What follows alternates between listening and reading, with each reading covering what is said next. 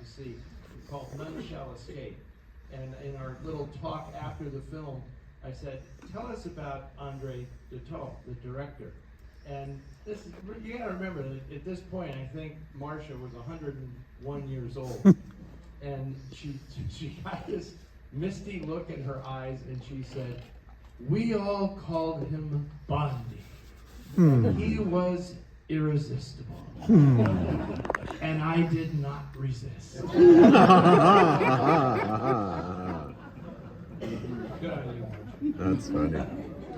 Anyway, the movie that you're about to see, Crime Wave, is a personal favorite. I will go out on a limb and declare this to be the simplest film noir that you will ever see. Right? Guys break out of the joint. They want to pull a heist with their old wheelman. Wheelman has retired. He's living with his wife. They take wife hostage to make him drive the getaway car for their ride. That is the movie. That is the entire plot of this film. But the movie is fantastic for other reasons, largely due to Andre Duteau. Now, this is based on, as so many noir films were in this era, it is based on a story that originally appeared in the Saturday Evening Post. That was back when people read regularly, not just scrolled. So the Saturday Evening Post published this story by two brothers, John and Ward Hawkins. It was adapted by a couple of writers, Burt Gordon and Richard Wormser did the adaptation, but the final script is by a very, very interesting character named Crane Wilbur, who remains, they're sending me Morse code signals. Crane Wilbur remains one of the great unheralded, interesting auteurs, if you will, in Hollywood history. He actually was Tyrone Power's cousin, and had nothing to do with how he got into the business.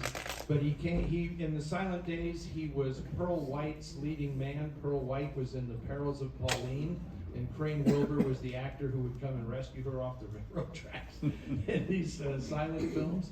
And then he started making weird horror plays on Broadway. No. And eventually, when he came to Hollywood, he became the king of prison movies. He made all kinds of prison movies in the 30s, 40s, 50s, unbelievable amount of stuff. But he also in the 50s did several really great crime pictures. He was involved in He Walked by Night, which was a very influential picture. He wrote the screenplay for the Phoenix City Story, and he wrote the screenplay for this film. But the secret weapon in this movie is Andre Duteau. And the most interesting thing about this film to me is that he was a freelancer. Duteau really didn't work for one studio alone. He moved around Hollywood, took very interesting projects, held himself out as a freelancer. And when he showed up at Warner Brothers to make this picture, it was conceived for Humphrey Bogart and Ava Gardner. Were going to be the stars of this movie. But Duteau said, I don't want to make it with those people. I don't want to work with them because it's going to ruin the authenticity and here comes the $50 word, the verisimilitude of the movie will be destroyed having Bogart and Ava Gardner in it. I want people that the audience isn't going to immediately recognize and identify with. So the Bogart role ended up going to Gene Nelson, who was primarily a lightweight song and dance man, right? Fred Astaire was his idol, and he was really known mostly as a hoofer. And Phyllis Kirk is in the Ava Gardner role, and she hadn't really done much of anything. This is the biggest role that she had up to this point.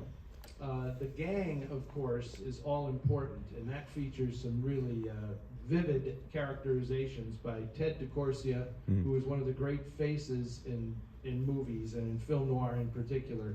I grew up around boxing in San Francisco, and I can tell you that nobody who was in the movies looked more like a guy who hung around boxing gyms than Ted DeCorsia. I mean, he has the absolute look.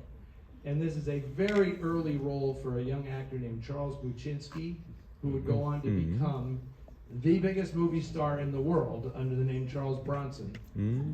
And the other guy in the group is Ned Young. He takes a bullet pretty early in the film, hangs on for a while.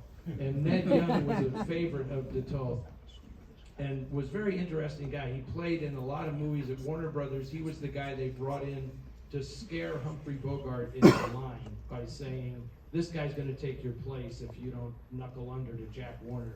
We've got Ned Young waiting to be the next Bogart. Well, that never happened. Because what Marcia was talking about with the House Un-American Activities Committee, they got to Ned Young, and he was blacklisted, but in an interesting twist of fate, when he was working as a bartender and a janitor and all this other stuff, he turned to writing, and he ended up selling to MGM the story that he had originally written for Gene Kelly, which became Jailhouse Rock and was made with Elvis Presley. That's a Ned Young story. And of course, he then went on to write under an assumed name Defiant Ones for Tony Curtis and Sidney Poitier, and Inherit the Wind, both written under an alias, and one of those he won an Oscar for, but he could not accept it. Anyway, the special thing about this movie is that Dutoth takes the camera out into Southern California and shoots everything right on the street, giving this an incredible feeling of veracity.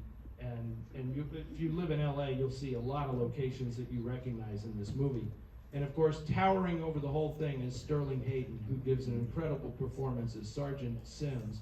And Dutoth loved him so much, the way he looked on camera, that he would actually have sets constructed too small, so that Hayden would like be stuffed into these rooms and his head is almost hitting the ceiling, because he was the tallest guy in Hollywood, and he thought he just wanted to show that he was literally a bull in a china shop. So Dutoth had them build the set slightly smaller than natural, so that Hayden would be bursting out of them.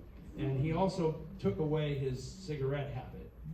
That was all added in. It's not in the script, because Hayden was a 2-pack-a-day smoker, and just to really piss him off, Dutoth said the character's trying to quit smoking so you don't get to smoke in the movie. You'll see how effectively that works in the film. Sterling Hayden does not look happy at any point. So good decision to come out and see this one today. This is an absolute classic, and in some ways a bit of a groundbreaker, because this is sort of like what the Naked City had in New York, Crime Wave is to LA. So here it is, Andre Dutoth's brilliant Crime Wave.